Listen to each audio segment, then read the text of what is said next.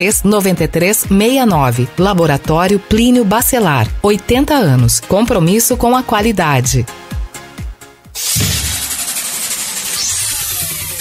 Começa agora o Folha no Ar, primeira edição.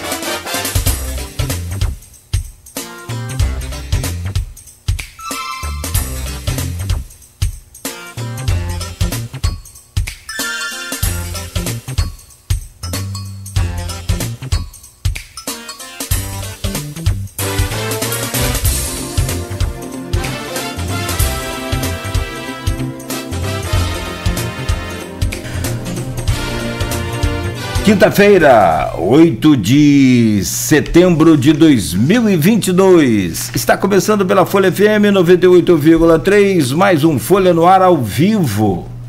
Emissora do Grupo Folha da Manhã. Estamos ao vivo também pelo Face, pelo YouTube, pelo Instagram. Você pode acompanhar esse programa em podcast. Logo mais às 17 horas tem reprise na Plena TV. São 7 horas e 32 minutos nesse período eleitoral. Sempre após o programa eleitoral gratuito, havendo segundo turno, após 30 de outubro a gente volta ao horário normal. Instituto Nacional de Meteorologia traz para Campos hoje previsão de tempo bom. Para Campos e região há uma diferença muito pouca e a máxima para hoje é de 29 graus, a mínima de 17. Agora com tempo bom aqui no centro de Campos faz 21 graus. No programa de hoje, com Aloysio Abreu Barbosa, nós vamos conversar com o Heraldo Duarte, mestrando em História na Unirio e professor de História, Filosofia e Sociologia. Ele vem para falar, e interpretar, fazer uma análise das manifestações bolsonaristas neste 7 de setembro, e suas proporções por todo o país. Do apoio a Bolsonaro em 2018, a ruptura política com o capitão. Agora, o Heraldo Duarte explica essa mudança e ainda uma projeção da eleição a deputados, senador, governador e presidente da República. Muito obrigado, Heraldo. Dentro de instantes vamos trazer o seu bom dia, a sua participação, a sua entrevista nesse programa de hoje, mas obrigado pela presença. Agora, presença mesmo, não é virtual. Bom, ainda estamos e vai ser assim sempre, agora com alcance mais poderoso dessa questão híbrida. Vamos lá, por exemplo, amanhã vai ser por videoconferência e assim vai. Quando demandar videoconferência, mas na maior parte das vezes presencial. No oferecimento de Proteus, serviços de saúde e medicina ocupacional, qualidade certificada ISO 9001-2015, Unimed Campos, cuidar de você. Esse é o plano.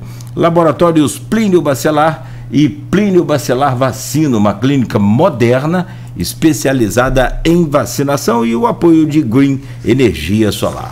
Manchetes de hoje do portal folha1.com.br. Nesta quinta-feira, nova emergência do Hospital Geral de Guarulhos é inaugurada com um investimento total de 40 milhões de reais. Nesta primeira fase, ou nesta primeira etapa, foram investidos 16,2 milhões. Genial Quest, Lula lidera, mas Bolsonaro ainda cresce. Ex-presidente segue estável em sua liderança na corrida às urnas. IPEC, Castro dispara e aparece com 47%. Freixo tem 29%. Pesquisa mostra crescimento acima da margem de erro do atual governador. Grande público prestigia desfile da independência no CEPOP. Desfile foi ponto alto da celebração ao bicentenário da independência. Dia da Independência tem ato de apoio a Jair Bolsonaro em Campos. O manifesto começou com uma oração, segundo os participantes, contra o comunismo. Bolsonaro faz discurso em tom de campanha no Dia da Independência. No discurso, ao ouvir gritos, o presidente puxou coro de imbrochável. Campos inicia ações contra o suicídio no Setembro Amarelo. Trianon recebe concerto em tributo a Piazzolla. Show nesta sexta-feira terá entrada trocada por fraldas geriátricas para idosos. FEP começa nesta quinta e espera movimentar 4 milhões de reais. Começa hoje a FEP, hein? Daqui a pouco, a partir das 13 horas. Obras da Universidade da Baixada estão aceleradas. A unidade está sendo construída por meio de parceria da Prefeitura e Estado. E para fechar, o Americano faz 2-1 no jogo de ida contra o Macaé e larga na frente nas quartas de final da Copa Rio. Essas são algumas manchetes do portal folha1.com.br que você pode acessar aí com todo o conteúdo gratuito para você. Programa de hoje, a gente tem o prazer de receber aqui o Heraldo Duarte. Da última vez fizemos foi por videoconferência e hoje, né, de forma presencial. Heraldo, muito bom dia. Heraldo Duarte é mestrando em História na Unirio e professor de História, Filosofia e Sociologia. Muito bem-vindo, bom dia, obrigado pela sua presença aqui nesta manhã. Bom dia, Cláudio, bom dia, Luísio. Agradeço aos espectadores, a quem também está assistindo pela internet. Eu fico muito feliz de poder voltar aqui, de certa maneira, corrigir um pouco da minha militância nos últimos anos, né? Corrigir é um termo interessante. É interessante. Ô, meu caro Aloysio, depois de um 7 de setembro, como diria o mineiro, custoso, que é trabalhoso, né? Eu trago o seu bom dia e sempre importante contar com sua presença, é claro, nessa bancada. E a gente comenta, claro, sempre ao final do programa, nessa ordem inversa que a gente criou para adiantar a entrevista, que é o ponto alto, né, importante do programa. Mas, caso já tenha alguns comentários aí sobre o 7 de setembro, esteja à vontade, a bancada é sua. Bom dia, seja bem-vindo, Aloysio. Vamos estar podendo conversar um pouco nesses 3 próximos blocos aí. Beto, bom dia, sobretudo você, ouvinte, pelo streaming, telespectador do Folha no Ar. O nosso bom dia especial, 2 categorias sempre nos acompanham nesse início de jornada, que são os taxistas no trecho aplicativo. Vou falar antes de começar a entrevista, vendo de vocês, vou fazer pequena análise do que eu vi ontem. Não cheguei a escrever, até porque estava ontem envolvido em pesquisa e tal. Essa é uma Genelcast, né? Pronúncia. Que tem sido, eu acho... Datafolha tem muito nome, né? O IPEC é o antigo Ibope, que também vem de um nome consagrado, é quase sinônimo de pesquisa no Brasil. Mas acho que através do trabalho do Felipe Nunes, que é um cientista político com doutorado na UCLA da Califórnia, como as grandes universidades do mundo, tem feito um grande trabalho e, no meu modesto entender, é hoje a minha referência pesquisa no Brasil, mais até do que a Datafolha. Né? E vou falar sobre 7 de setembro, vou fazer uns paralelos com essa Genelcast de ontem. O que eu achei? Primeiro, é óbvio, basta ter olhos para ver a capacidade de mobilização do presidente Jair Bolsonaro. E realmente, desde que o PT... Porque, vamos voltar um pouco no tempo. Ainda na ditadura, no seu estertúrio, lá em 85, emenda Dante Oliveira, 84, aliás, uma emenda para a eleição, a eleição seguinte. A primeira que não ia ser... ela seria indireta ainda, mas a primeira que ia ser você podendo ter o candidato da oposição. Né? Porque antes os militares determinavam e aquele acabou. A primeira que ia ter disputa, mesmo que no sistema indireto. Dante Oliveira, no parlamentar, fez uma emenda para que a eleição fosse direta, e isso começou no Recife, uma coisa pequena, e alcançou uma proporção geométrica, chegou a 1,5 milhão de pessoas na Candelária. E ali já tinham as bandeiras vermelhas da esquerda, você tinha ali, Lula estava ali, Fernando Henrique estava ali, Ulisses Guimarães estava ali, Brizola estava ali, Franco Montoro estava ali, Miguel Arraes estava ali. Então era a esquerda e até a centro-direita democrática querendo a eleição direta. Ela foi derrotada, teve episódios, os militares cercaram, inclusive no dia da votação cercaram o Congresso, aquela coisa de Newton Cruz batendo em cima dos carros. Acho que todo mundo se lembra disso, porque quem era vivo naquela época, ele está ficando velho, Nogueira, se lembra do episódio. E depois, acabou que não passou, os militares, uma tática inteligente do Goberi do Couto Silva, era o cérebro do regime militar, né? E a despeito do que fez um grande cérebro, né? Não passou. Depois disso, a gente veio ali em 89, no impeachment de Collor eleito em 89, aí sem eleição direta, ganhou o segundo turno de Lula. 92, o impeachment do Collor pede para o povo sair azul de verde e amarelo para apoiá-lo. Já o irmão dele, Pedro Collor, que denúncia de corrupção, um caixa 2 de campanha perto do Paulo César Farias. Pede na televisão isso e os estudantes saem à rua vestidos de preto. São chamados caras pintadas, né? Lindbergh Faria, hoje vereador carioca, querendo voltar a ser... Voltar não, ele foi senador, quer ser deputado agora. Presidente da UNE foi líder daquele movimento. E foi exitoso o impeachment de Collor. Isso foi em 92. Depois disso, o PT, muito inadvertidamente, depois Collor é deposto, Itamar assume, era o vice, é feito Plano Real, Fernando Henrique é eleito primeiro turno, a reboque do Plano Real, processo do Plano Real. E nos governos Fernando Henrique, tanto o primeiro quanto o segundo foi, como foi com Lula também, como foi com o próprio Dilma, o segundo governo, bem inferior ao primeiro, o PT, sem nenhum crime de responsabilidade, acusam que Dilma fez pedalada. O PT botou gente na rua, fez uma marcha em Brasília do MST para impeachment Fernando Henrique. Não havia motivo nenhum para fazer isso. Nenhum. Mas o PT, de 92 e passando por Fernando Henrique, o PT ganhou as ruas. As ruas eram monopólio do PT. A partir de 92. As ruas que eram democráticas ali na Jatajala passaram a ser monopólio do PT. E assim foram, Lula é eleito, né? 2002, 2006, não, 94, 98, isso mesmo, 2002, 2006, eleito em 2006. Não há protesto de rua contra Lula.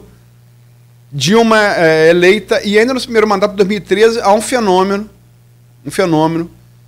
que aparece pela primeira vez, talvez na eleição de Obama, num primeiro approach progressista, que é Yes We Can, né? Que as redes sociais surgindo se engajaram na campanha do Obama, e Obama, sem contar com a grande mídia, foi eleito em 2008, presidente dos Estados Unidos. E logo depois, em 2010 para 2011, o que ocorre? Primavera Árabe. Né? Países que viviam sob ditaduras teocráticas, né? Algumas militares, através do Facebook, se organizam, e aquilo é um rastilho de pólvora, né? Todo mundo... Porque o mundo muçulmano não é um mundo árabe, ele é muito maior. Ele vai do Sudeste Asiático ao Norte da África, todo o Oriente Médio. Ele é muito grande, né? E aquilo se alastra, né? Começa na Tunísia, na verdade, ali no Norte da África. E cai em regimes, todo mundo se lembra, o Gaddafi é morto num túnel. E esse movimento Primavera Árabe, ele eclode no Brasil, o mesmo fenômeno, em 2013. Na jornada de junho. Começa a ficar de preço de passagem de ônibus de São Paulo, e aquilo eclode no Brasil. Em Campos tivemos os cabruncos livres, todo mundo se lembra, né? Tivemos aqui bastante significativo. E a partir dali começam essas camisas amarelas, ali começa, né? Que vão dar depois do fenômeno, quando começa o processo de impeachment de Dilma, De 2015 para 2016, né? Começa em 2015. Começa em 2014, na verdade, já alguma coisa, mas 2015 com força para 2016. E o PT tenta, naquele momento, em 2015, 2016, se contrapor a isso. E perde. O PT vai para a rua e perde. Perde em número. E perde no resultado, porque Dilma é deposta. Mas também perde em número. O Congresso fala muito sobre Eduardo Cunha, mas o Congresso não faria, como não faria com Collor, se a rua não impusesse isso. A rua impôs o impeachment ao Congresso, o impeachment do Collor, e a rua impôs ao Congresso o impeachment de Dilma. Mas marcou porque esse domínio do PT, que vinha desde ali de 92, ele é perdido.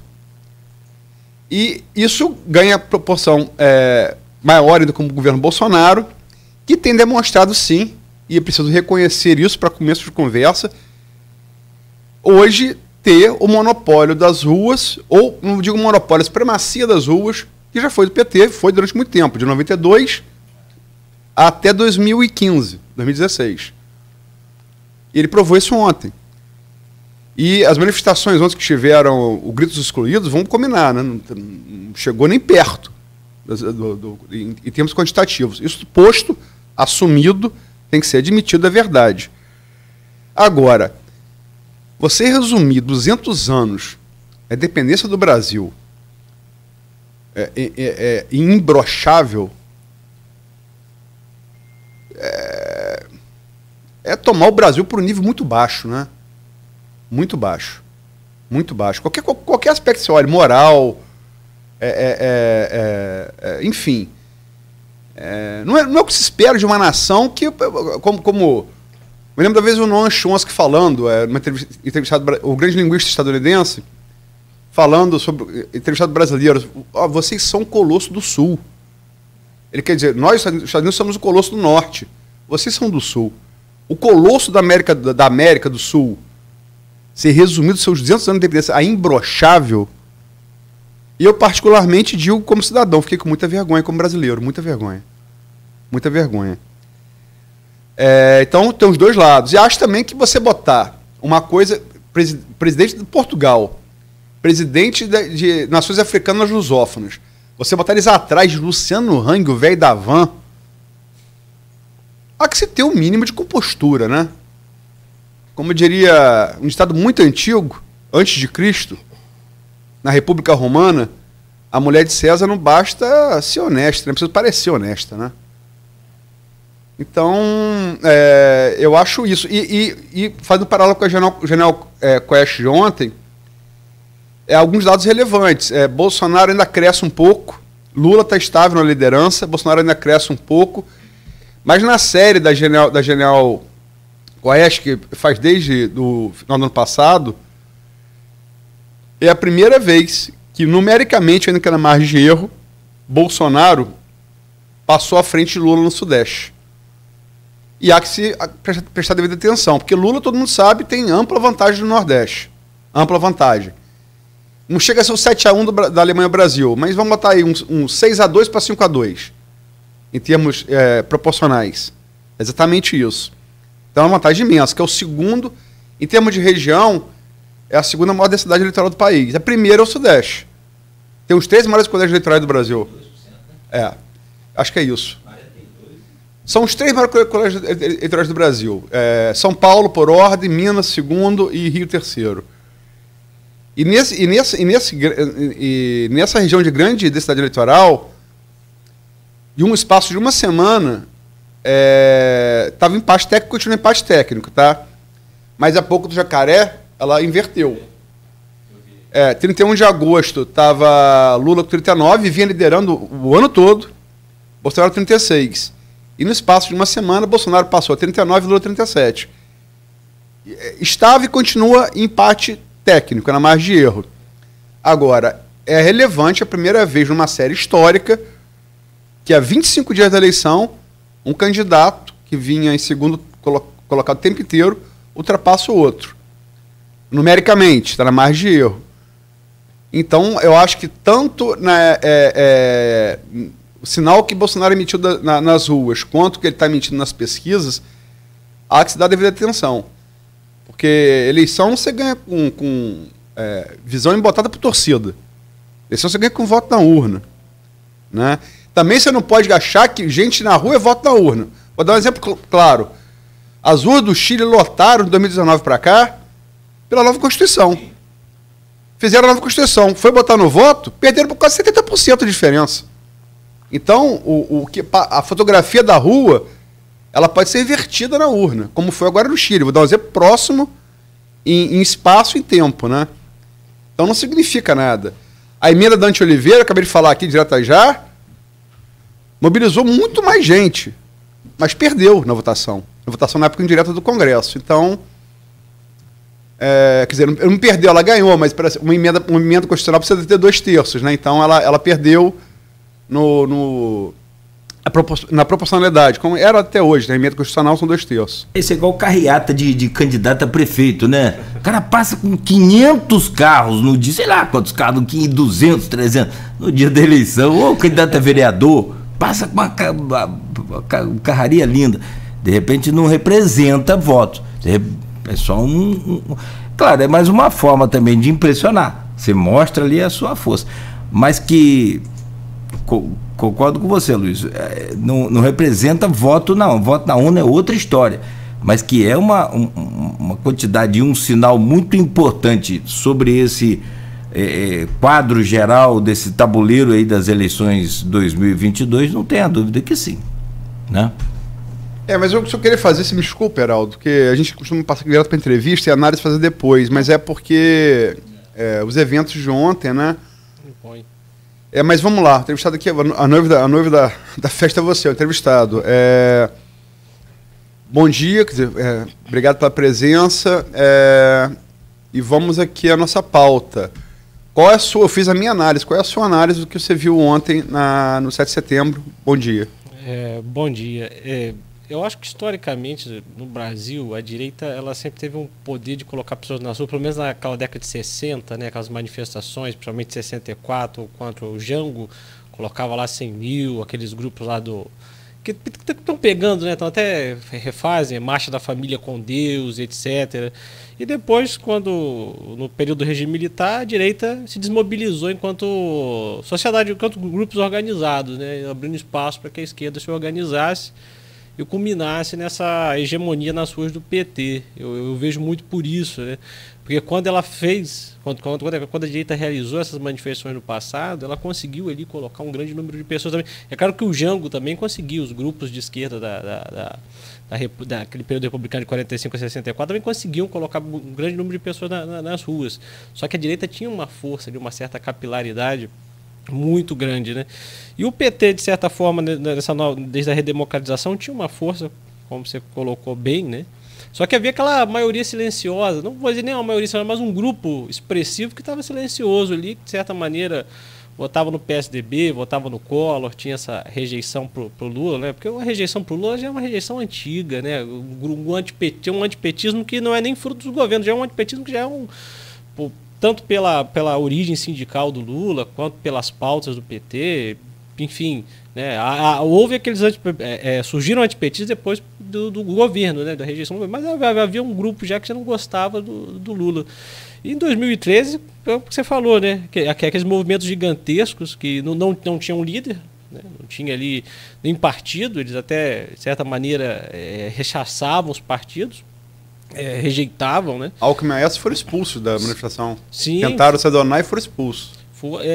Os próprios participantes mas algumas espécies de liderança de alguns grupos ali foram recebidos por políticos para negociar as questões, não queriam negociar, né? Bem jacobinos mesmo, bem aguerridos ali, não queriam muita tergiversação, só queriam colocar uma insatisfação, né? E, de certa maneira, aquilo ali já acendeu o sinal vermelho para o PT, que havia ali um grupo grande que podia se mobilizar contra tudo que está aí, porque eu acho que não era só contra o PT, mas era contra tudo que está aí. E, de certa forma, eu penso o seguinte, né? Foi até uma pergunta que alguém fez. Ali, naquele período, já começava a surgir aquelas manifestações pedindo intervenção militar, pedindo um Brasil de volta, pedindo um retorno. Uma espécie de nação, uma nação que se perdeu em algum momento, né, talvez do regime militar, ou enfim. E, de certo modo, esse Brasil, ele ele conseguiu, ele encontrou seu presidente em Bolsonaro, né? Percebo que o Bolsonaro depois, naquela época, o Bolsonaro não tinha nem expressividade. Em 2014 ele foi candidato, ele tentou ser candidato a presidente pelo PP, na convenção do PP, e ninguém deu bola, né? Ele já tinha ideia de se lançar candidato naquela época e ninguém deu bola. Era uma figura mais assim risível dentro do PP do que realmente alguém que tivesse tessitura para ser presidente. Mas eu acho que o ponto ali de força, que vai dar força ao Bolsonaro, principalmente para esse público, vai ser aquele voto que ele vai dar no impeachment, né? Aquela ligação com o Coronel Ustra, com Dilma. Eu acho que aquilo ali, de certa maneira, vai ser a sagração dele ali como líder da nova direita, do processo de instituição da Dilma, e pegando muito desse povo. Só que a manifestação de ontem, né, ela é até difícil apontar os erros, né, porque é uma coisa assim lamentável, né, uma celebração. Primeiro, eu já sou um pouco cético com essas celebrações nacionais, porque elas são sempre um fruto assim de um poder no futuro falando sobre o passado, né? Porque se você for perceber dentro do primeiro reinado, processo de independência, qual foi o grande evento para Dom Pedro I? Não foi as margens do Ipiranga, né? Porque não foi nem as margens, como Pedro Américo nos deixa imaginar, mas foi sua aclamação e sua coroação, né? A coroação de Pedro I é um ponto ali fundamental, né?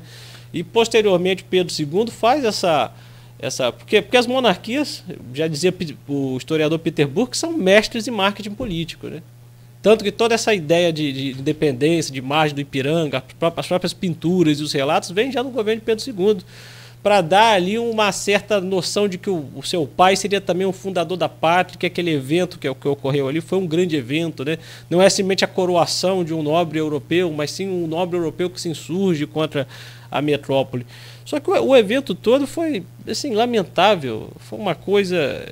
O desfile mal feito, achei assim... No meio daquele desfile tinha umas associações, tinha trator, tinha agro, tinha uma escola lá que faz homeschooling, que eu parei para pensar, o que é isso? Não era nem uma escola pública, era um grupo lá de pais, eu não entendi bem aquilo, eu estava assistindo aquilo ali, eu assisti em vários abri as grandes mídias, também abri aquela rádio paulista Jovem Pan para poder ver qual era o comentário que estava circulando dentro, né? Ali na Jovem Pan estava tudo ótimo, excelente, o patriotismo, né?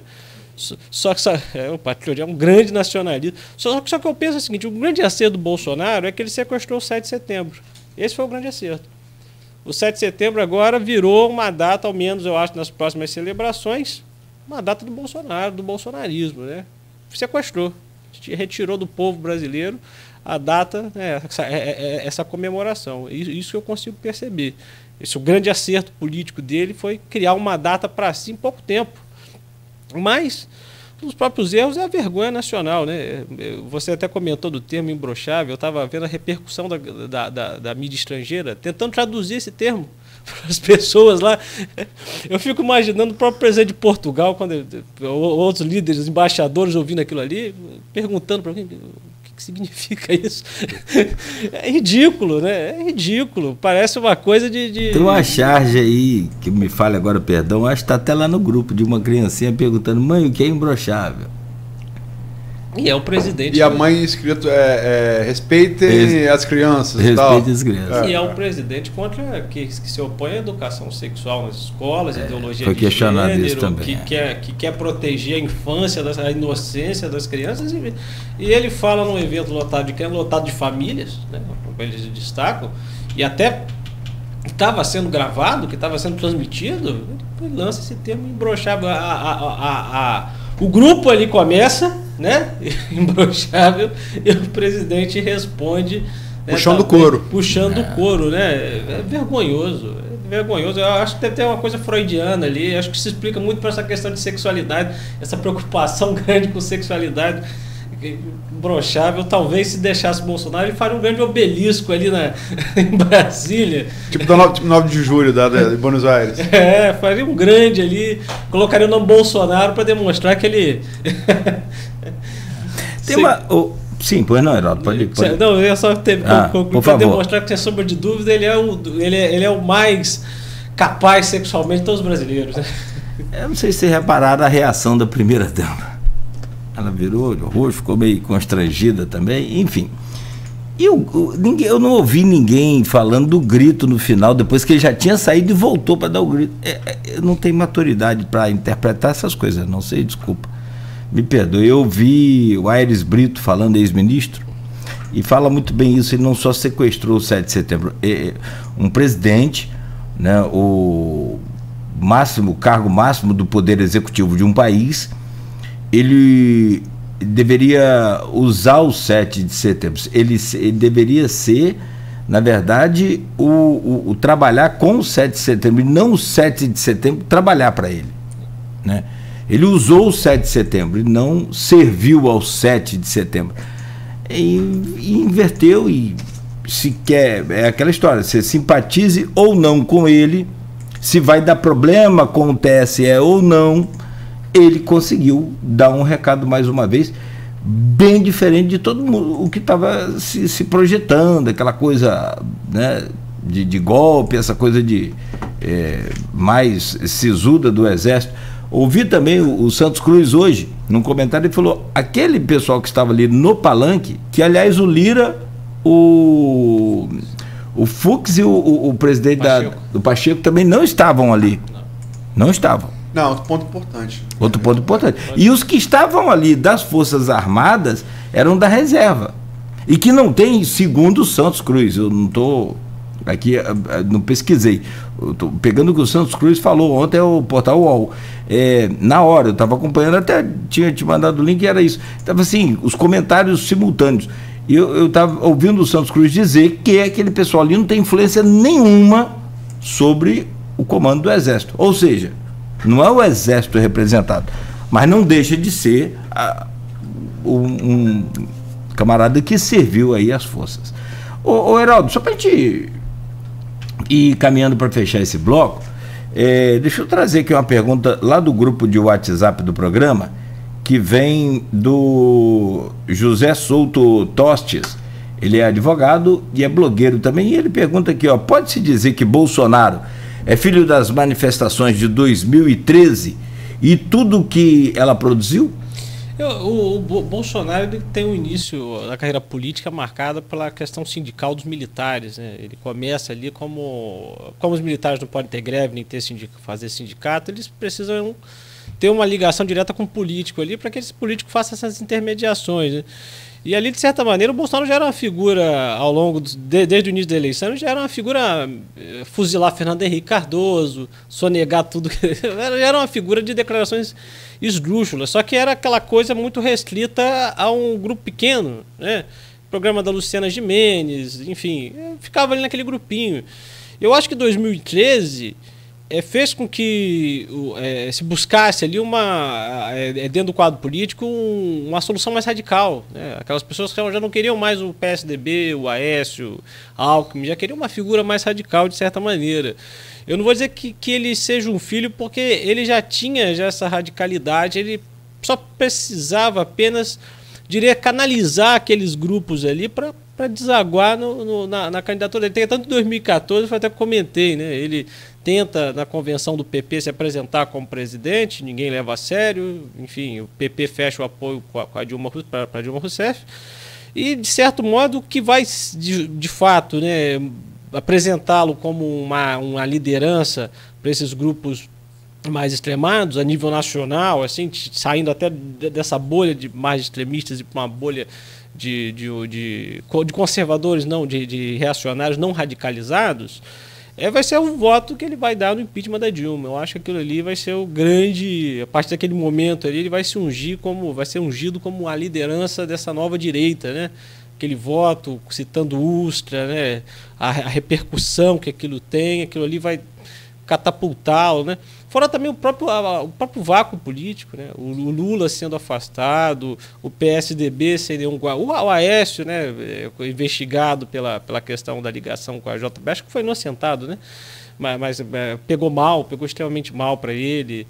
E ali nesse vácuo, a Marina Silva desidratada, o Ciro com a mesma tendência de voto, sempre nesse vácuo ele acabou crescendo ali. Eu creio que tanto na parcela mais radicalizada que vai votar, que vai elegê-lo, e até naqueles que, na falta de alguém, vai ele mesmo, né? Eu acho que foi muito isso na última eleição, né? E aí ele acabou crescendo, de certo modo. Só lembrar que o Nogueira falou que é importante, isso na minha análise inicial, eu fiz uma digressão um pouco longa para falar sobre movimento de rua na política brasileira. Mas é necessário, às vezes, você voltar um pouco no tempo e fazer um resumo para você entender o presente, né? Mas a ausência ontem, quer dizer, você tinha o velho da Havan, mas você não tinha o presidente do Supremo, como o Nogueira lembrou, você não tinha Rodrigo Pacheco, como o Nogueira lembrou, presidente do STF do Senado, mas, sobretudo, você não tinha Arthur Lira. Essa ausência é mais significativa. Por que Arthur Lira? Porque Arthur Lira, como Rodrigo Pacheco, foram ambos eleitos com o apoio dele. O Rodrigo Pacheco já se descolou. Primeiro tentou foi pré-candidato a presidente, não decolou nas pesquisas, retirou a pré-candidatura, né? O Kassab tentou incensar ele até com moeda de troca para Lula, mais que para Lula do que para Bolsonaro. Não colou. Rodrigo Pacheco cumpriu a ordem do Supremo de abrir a CPI da Covid. Ali começa uma certa ruptura com o Bolsonaro. O Rodrigo Pacheco tem sido, em todas as declarações de Bolsonaro, desde o ano passado, o presidente de um poder que dá respostas mais duras. Então, é uma clara ruptura. Daqui não passo, e nem você passe, porque vai haver consequências. Mas Arthur Lira é o grande avalista do governo Bolsonaro. Há quem diga, não sem certa razão, que Arthur Lira é quem governa o Brasil de fato. Porque se o governo, quem controla a Folha FM, Nogueira? Controla aqui diretamente eu. Quem controla? É Cristiano. Por quê? Cristiano. Por quê? Sim. Porque ele controla a grana. Sim. Quem controla o orçamento do Brasil é Arthur Lira. A gente vive brincando, se passar do horário aqui, vão tomar esporro de Cristiano, porque Cristiano controla a entrada e saída de dinheiro. Verdade. Quem manda numa empresa é quem determina, quem manda numa instituição pública e quem ordena a despesa. Quem ordena as despesas do Brasil, o orçamento brasileiro, é Arthur Lira. E ele não estava lá ontem. Por quê? Porque ele sabia, de antemão, que o que foi feito ontem, assim, é abuso de poder político e econômico. Escancarado. É tipificado na legislação eleitoral. Né? O problema de Bolsonaro, isso o bolsonarista não vem, é que tudo aquilo que acusavam a volta do PT, vai virar Venezuela, o Bolsonaro está fazendo numa escala muito maior. E nada disso, nada impede que, se o PT voltar ao poder, ele não faça a mesma coisa, ou qualquer um que voltar ao poder. Você tinha uma legislação eleitoral. Não se pode incrementar programa social em ano eleitoral. 41,2 bilhões de reais. 41,2 bilhões de reais. Depois de se jogar a dívida precatório, que é a dívida transitada julgado com a União, para o ano que vem botar para 400. Então, Bolsonaro, ele está esgarçando os limites da democracia, mas não é só para ele. Isso que as pessoas, os mais embotados, não veem. Ele está para qualquer um. Amanhã, se for você, se Bolsonaro fez, se for você, quem disse que você não pode fazer? Se foi Bolsonaro que usou as Forças Armadas como cabo eleitoral, reduziu as Forças Armadas brasileiras, o único país da América Latina a mandar tropas para o palco europeu da Segunda Guerra Mundial, protagonista do maior conflito armado da América do Sul, que foi a Guerra do Paraguai. As Forças Armadas brasileiras não. Vamos combinar, tem uma história. Reduziu as Forças Armadas brasileiras, sabe o quê? Aquelas pessoas que entregam santinho no sinal. Meu exército. Ao Pazuello, que inclusive foi beneficiado por 100 anos de... Eu sei, mas eu quero dizer, quem garante que o próximo presidente não possa fazer isso também, se ele fez? Aberto o precedente. Exatamente. Então, eu acho muito grave o que foi feito. E você Agora, lembra bem. Desculpa, Luiz, eu acho que o Lira está evitando até a presença dele lá na raiz, no estado dele, do Bolsonaro. Não tá ligando a imagem, né, dos dois lá. Mas é mais grave, o Lira é muito pragmático. O Lira não foi porque ele sabe que se Lula ganhar, como as pesquisas indicam, Bolsonaro não vai ser não vai perder mandato por abuso de poder político-econômico. Lira vai ser reeleito com certeza, pode perder. Sim.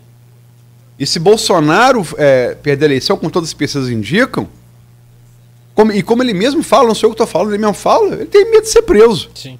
O que não falta é crime. O que não falta é crime. Perdeu o foro, como Lula foi. Como Lula foi. Né? Então, o fato de Lira não ter ido é muito significativo. Muito significativo. Agora, vocês acham, só para te fechar aqui, e sobre esse 7 de setembro, que o STE vai tomar alguma decisão? Vai ter alguma punição? Vai ter algum tipo de... Alguém falou, pelo menos uma cara feia o STE vai ter que fazer. Você acha que faz? Eu acho que faz, sim. Eu acho que faz. Eu só não sei. Eu acho que essas punições agora nesse período, dependendo do nível de punição, pode inflamar ainda mais o Bolsonaro e reforçar essa ideia dele de que ele é perseguido, né? O Bolsonaro é o presidente. Ele era o candidato antissistema, ele é o presidente antissistema, né? Ele parece que ele não é presidente da República, parece que ele é um candidato da oposição, ele é oposição a ele mesmo, né? E, de certo modo, ainda que ele tenha a máquina e tenha realizado todos aqueles atos ali, ele ser condenado, ser investigado por aquilo ali, ele vai dizer que é uma perseguição, mesmo que ele pudesse realizar uma outra coisa diferente.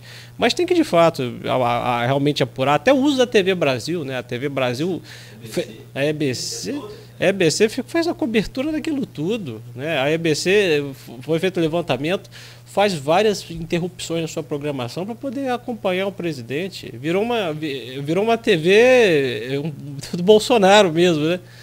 O pessoal falava da TV Lula, agora é TV Bolsonaro escancarado. Tem aqui, para fechar o bloco, a gente passa próximo, tem aqui manifestações do Davidson Silva, eu acho que pronuncia assim. Falando que... Como que é? Quem sempre controlou os recursos financeiros do Brasil foi o respectivo presidente da Casa Legislativa. Davidson, meu filho. Quem manda proposta sanitária, filhote? É o executivo. Sempre foi assim, em qualquer lugar do mundo. Pelo amor de Deus, forma um pouquinho. E... o Jonathan Medeiros fecha aqui o bloco aqui. No próximo Carnaval Tafona, no bloco Borracha Fraca, usar a, entre aspas, faixa de presidente será uma fantasia completa. Bom, enfim, são 8 horas e 13 minutos. Nós vamos pedir licença a você, meu caro Heraldo. Voltamos no próximo bloco e aí a gente entra também um pouco na sua na sua particularidade aí, nesse apoio que você deu em 2018 ao Bolsonaro e depois a ruptura política com o capitão. Por que você rompeu? O que te fez entender de forma diferente a sua primeira decisão de 2018? Próximo bloco a gente comenta e conversa com você. O Heraldo Duarte é mestrando em História da Unirio e professor de História, Filosofia e Sociologia, ao vivo conosco aqui no Folha no Ar. Nós vamos a um breve intervalo, voltamos no oferecimento de Proteus, serviços de saúde e medicina ocupacional, qualidade certificada ISO 9001-2015, Unimed Campos, cuidar de você. Esse é o plano.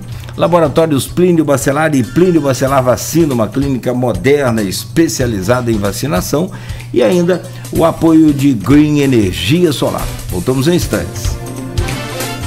Neste mês de setembro, a Unimed Campos